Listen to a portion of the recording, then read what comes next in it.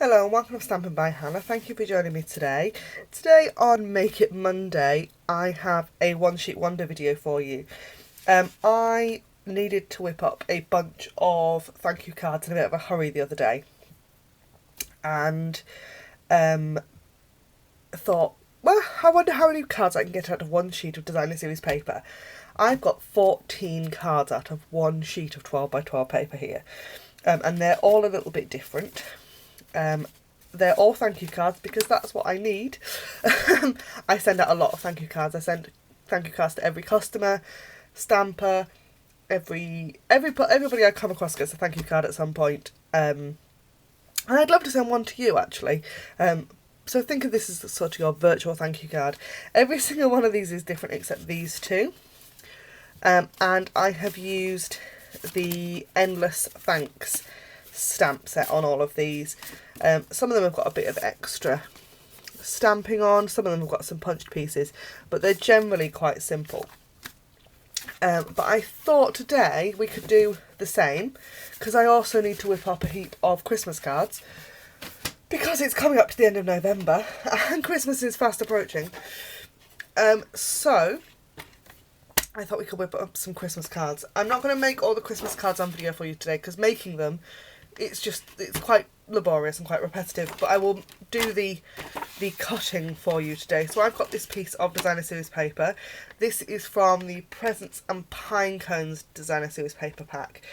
And I have a cutting guide. Now this will be available to download on my blog. Link will be in the down bar below. And so I'm going to put that off to one side and get cutting. So this is our piece of 12 by 12. We're going to insert it into our trimmer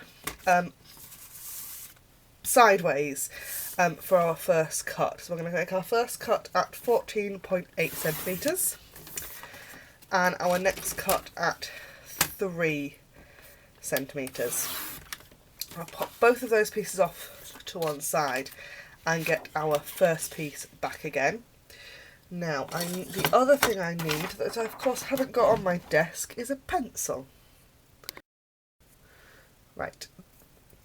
So, first cut on so be the fourth cut overall, but we're going to make card number 1. I'm going to make our first cut on this piece at 7.5, and that makes the piece for card number 1. I'm going to turn the card over.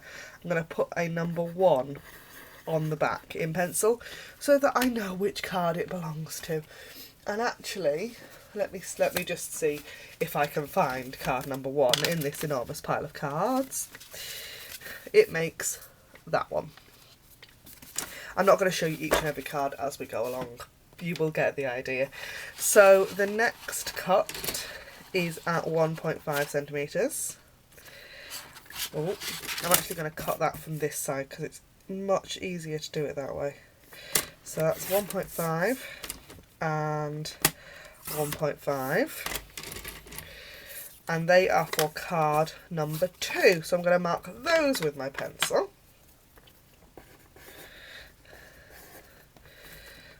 Like so.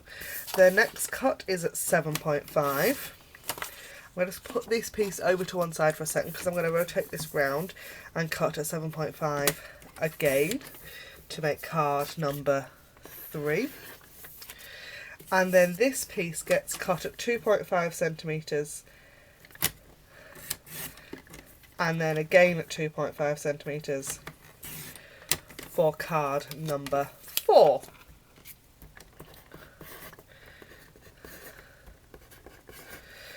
And if I mark them now as I cut them, it means that I know exactly where they belong. So I'm going to bring this piece back in and we're going to cut it again now at 5 centimetres for card number 5. And that leaves this piece for card number 6. So if we grab our other large piece, this is 12.8 centimetres tall. And we're going to cut the first piece at 6 centimetres. And that's for card number 7. We're going to cut another piece at 3.5 centimetres for card number 8. And then at 10 centimetres for cards 9 and 10. Now for these two, this is our diagonal piece. So what I'm going to do is I'm going to actually rotate my piece of designer scissors paper around by 90 degrees, and I'm going to insert it in my trimmer at 2.5 centimetres. I grab my pencil, I'm going to mark it. I'm going to turn it around by 180 degrees and mark 2.5 centimetres again.